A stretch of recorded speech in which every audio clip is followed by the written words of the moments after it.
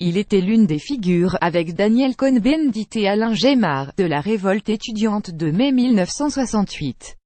Jacques Sauvageau, à l'époque vice-président du syndicat UNEF, est décédé samedi 28 octobre à l'âge de 74 ans des suites d'un accident de la circulation, a annoncé dimanche l'Institut Tribune Socialiste en ITS qu'il animait.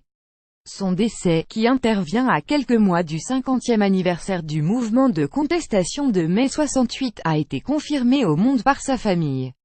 Commémorer mai 68, le prix de consolation de Macron pour la gauche. Le pouvoir n'a jamais été à prendre. Né à Dijon le 16 avril 1943, issu d'une famille paysanne et catholique, petit-fils d'un maréchal ferrant et fils d'un employé de la SNCF, Jacques Sauvageau est décédé des suites d'un accident de la circulation survenu en septembre.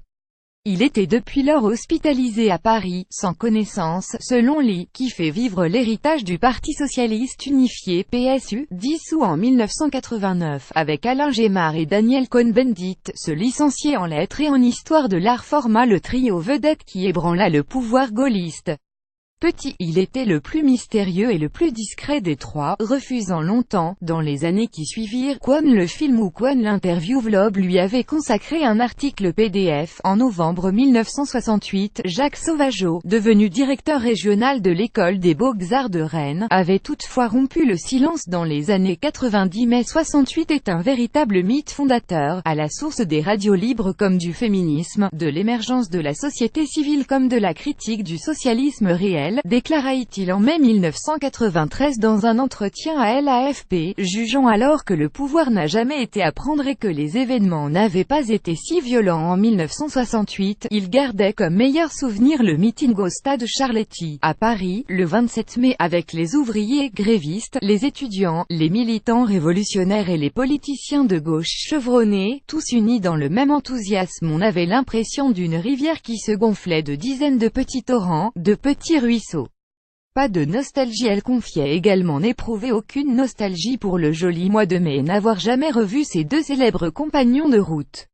Pour la postérité, Jacques a représenté en mai 1968 l'Union nationale des étudiants de France UNEF, et plus largement la révolte étudiante, souligne-t-il dans son communiqué. C'est une très triste nouvelle pour sa famille, ses anciens camarades du PSU, ses amis, comme pour toutes celles et tous ceux avec qui il militait, en particulier à l'Institut Tribune Socialiste, où son travail sur la mémoire et les archives du PSU se mêlait à la réflexion sur le présent et l'avenir des mouvements sociaux et de l'émancipation, ajoute-t-il.